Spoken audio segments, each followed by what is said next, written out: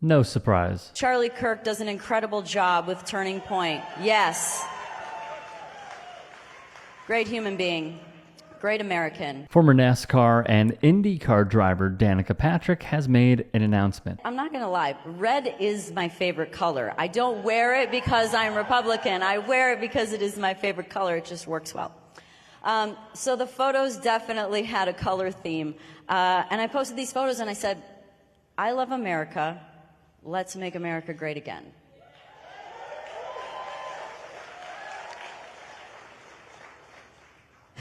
It shouldn't come as a shock. It actually tracks. In the 60s, there was this idea, and it was probably the consequence of the birth control pill, that, well, maybe sex is free, right? It's free and easy because, well, now pregnancy wasn't necessarily a consequence, and venereal disease was reasonably well under control, and so wasn't a blatant threat, certainly not a fatal one.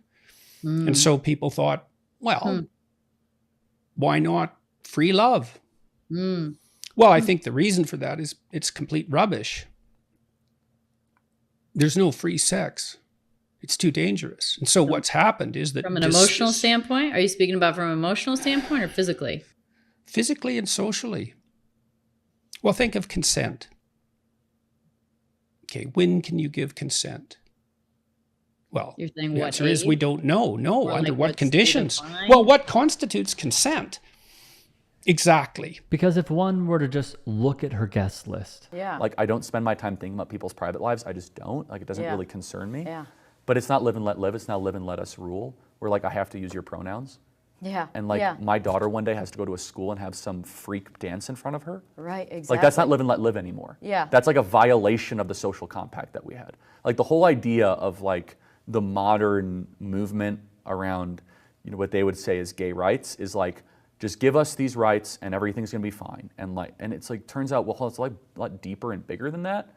And it didn't stop there. It's now has like continued into this mass campaign to go after children and to normalize behavior, go after pronouns, criminalize speech, where you can get in more trouble in this country for vandalizing a pride flag than the American flag. It's considered a hate speech or a hate symbol. Oh my God. So I'm happy to go as deep into that as you want. Yeah, as deep in any of this. I think Sorry, it's all fascinating.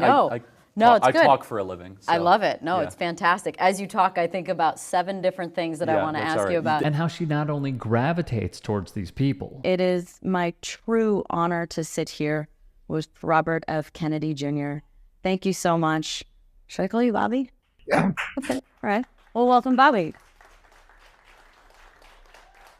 You know, when I pay attention to the words spoken in politics, when I listen to him, I just manage to keep on listening. And that when you speak, it really feels like you're speaking from the heart, from experience, from seeing it, from living it, and really believing it. And I just think that that's something rare in politics. And I don't know if you all feel the same, but I believe that deserves a hand. But flat out endorses them.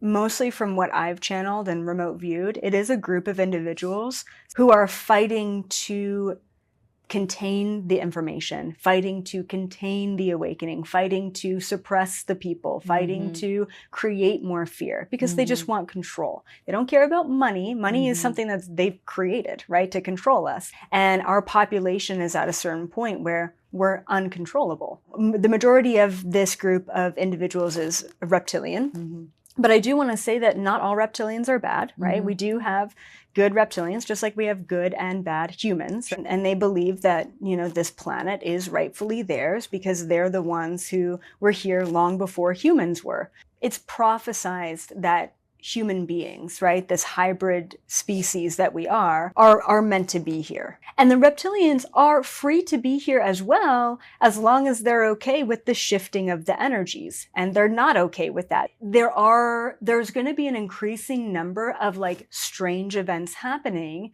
because all that has been hidden will be revealed. Like And this there'll be is some the very great famous reveal. people that will be Shape-shifting, or they all of a sudden just choose to step out of the limelight altogether, or they have a sudden accident or passing or whatnot. Like Elizabeth April, who you just heard from. How does that come to someone to sell their soul? Like, I feel like this is something you see a lot more in entertainment and music, and you look at these possible satanic rituals, which they sure look pretty satanic, that are happening during Super Bowl or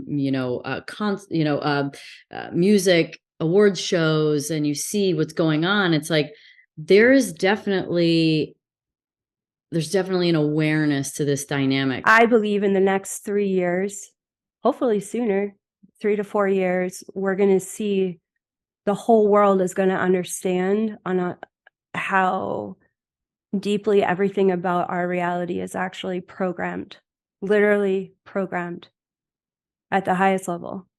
And, all you have to do is look at who is on the guest list of, on the flight list to Epstein Island, and you just start to realize like there is nothing sacred. Interesting part there. Guess Danica didn't get the memo. Knowing how I like things as a viewer is to not like question, answer. It's like robotic. It's not interesting to me. There's always a question within your answer.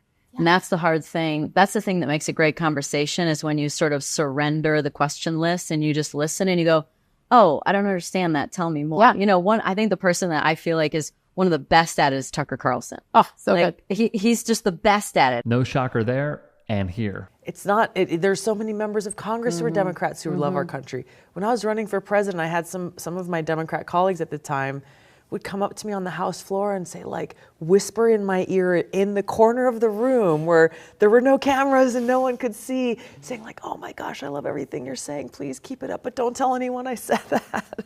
There's so much fear of those who challenge what has become the agenda of the Democratic Party, which is like this radical, woke, I don't know. It's hard to sum it up in just a few words. She would title one podcast, I kid you not, The Lie of Climate Change. You get the point. You dating Aaron Rodgers at one point in your life really makes all the sense in the world. By the way, she's free to believe all of this insanity. I am certain that if you threw a rock, you'd hit somebody in an F1 paddock or any other professional environment who would just be nodding along with this. Yeah, well, if I threw a rock off my balcony, I would hit someone who, I live in Florida, Spencer. I mean, she's not alone. Yeah, somebody who would go, the lizard people. Yeah, right. I heard about them on Facebook. So when you see Danica having her thoughts on F1, just notice if you go, that take seems a little out there, you'd be like, I have an entire cornucopia of interesting takes for you. It's called her YouTube channel. Oh, and by the way, at that campaign event where Danica made those opening statements, she would go on to say, I think our country should be run by someone that knows business and has integrity.